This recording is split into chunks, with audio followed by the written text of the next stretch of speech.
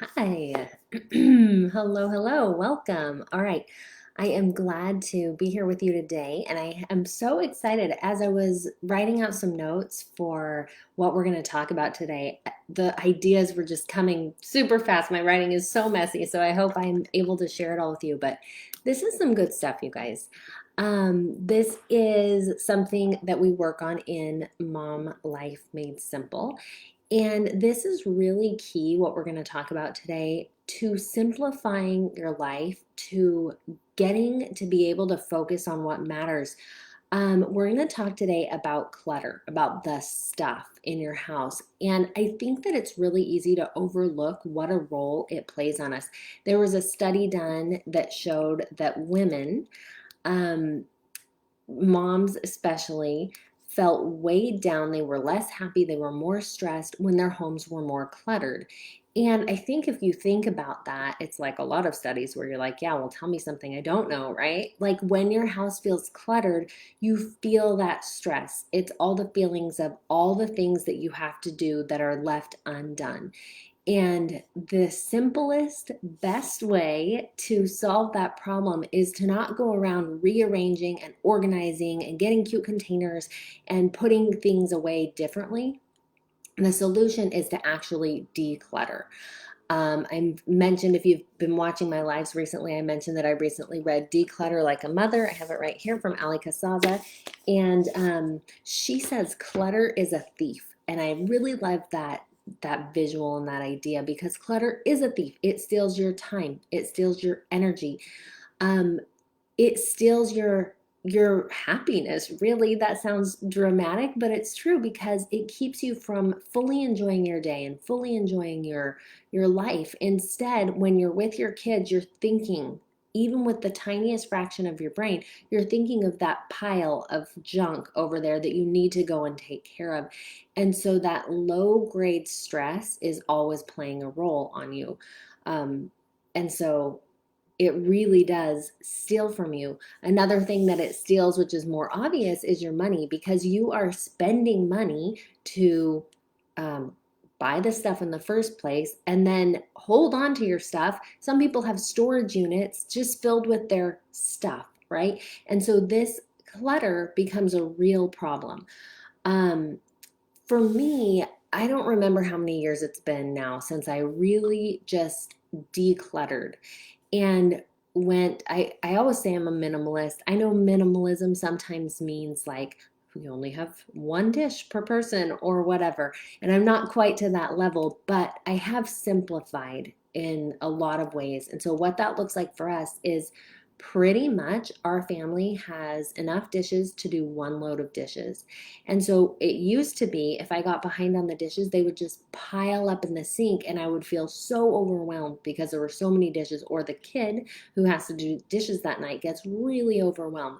Now we have about enough dishes for a load of dishes. And so if the sink is piled high, we better quickly do those dishes or we're not going to have anything to eat off of. The same thing with laundry. I used to have a bunch of clothes that I didn't necessarily like all of, right? I would go in my closet and have so many choices. And I'm going to talk a little bit more about that as time goes on. But as I simplified, it actually simplified my laundry. I hear people say, like, oh my gosh, I've got these piles of laundry. We don't have piles of laundry, because when all the clothes are dirty, it's about a hamper full per person, and they need to go and wash them. My kids do their own laundry, which is so fantastic, except for my almost 5 year old. Um, you have to go and wash them, or you don't have anything to wear. And that might sound counterintuitive in some ways, but actually it's so freeing. It's like you have this thing that you need to take care of, you take care of it, and then you're free, instead of it keeps piling on and you're able to procrastinate. It sort of acts as a forcing function, making you do the thing that you already want to do, right? You want to stay up on the laundry. You don't want mountains of laundry. No one does. So it's a really powerful way to just get you to do what you want to do already. Um, Now, when I get dressed and when I go in my closet, it used to be that I had just a bunch of stuff, right? I had kept it, I had bought it because it was on sale. It maybe wasn't the cutest, but it was a really good price or whatever. We buy stuff. And I would go in the closet And probably like most of you, I would wear just a fraction of those clothes, but I have all these decisions to make. Now, what I have, the clothes in my closet all fit me and I like them all. And it doesn't mean I only have, 2 shirts. In fact, since I've been doing regular videos, I feel like I have a few more shirts than I used to because I feel weird about wearing the same ones over and over. However, the shirts that I have, the clothes that I have are all clothes that I like. And that's amazing. Just that alone, going in and knowing that all the choices you have to choose from are things that you like is really powerful. Um, so decluttering is awesome. And sometimes we'll get on this kick, right? And it's like, I'm going to go declutter the house. That's really great, but we want to think of decluttering more as a habit and less as a one-time activity. Because if you do it once, but you still have the same habits that brought all the stuff into your home in the first place, it's going to need to be redone. It's going to continue to be a problem. So it's more effective when you create a habit. And there's a couple things that we need to focus on with habits that are going to change what our home is like. So first is buying habits. When you're out shopping, only buy the things that you need and the things that you really like. So simple, right? Only buy things that you like. But I know for me, I wasn't doing that. I would go to Target and I would um, look at like what was on the end, where they put the clearance stuff, and like because it was cheap, I would buy it. Didn't need it, maybe wasn't even that great, but it was really cheap. And so that would be a main reason for me buying it. I did that with my clothes a lot too. Buying based on price instead of buying based on need or truly, truly liking something. And what happens is you end up with a lot of stuff in your house, stuff that you then have to continually make decisions about where to store. What am I going to do with it? Put it away again and again and again.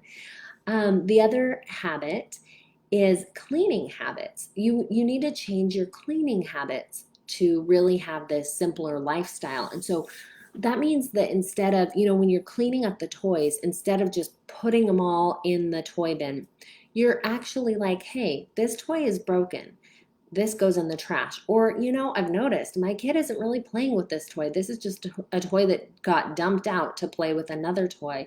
Or this toy is taking up a ton of space and it's not worth the space that it's taking up. And so as you're going through your regular cleaning, um, instead of just reorganizing and putting it back in, the habit becomes to really evaluate, do I need this? And if the answer is no, then off it goes and you pack it away, to donate. We've always got a donate thing going in the garage or throw it in the trash.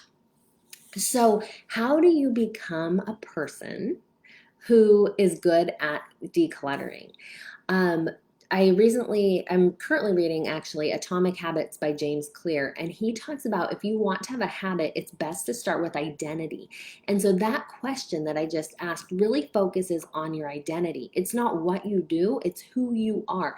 I am a person who likes a simple space. I like to have my home simplified. And so whenever I am making a decision, I can do it with that in mind. What would a person do if they wanted to simplify their space? What would I do to become the person that lives in a simplified space? So everything as I'm out shopping, as I'm cleaning, as I'm just living my life, what would a minimalist do? That's easier to say than a person who wants to live in a simplified space, right? But that's really what we're getting to. How can you become that person? You become that person by taking these tiny daily actions that support you becoming that person.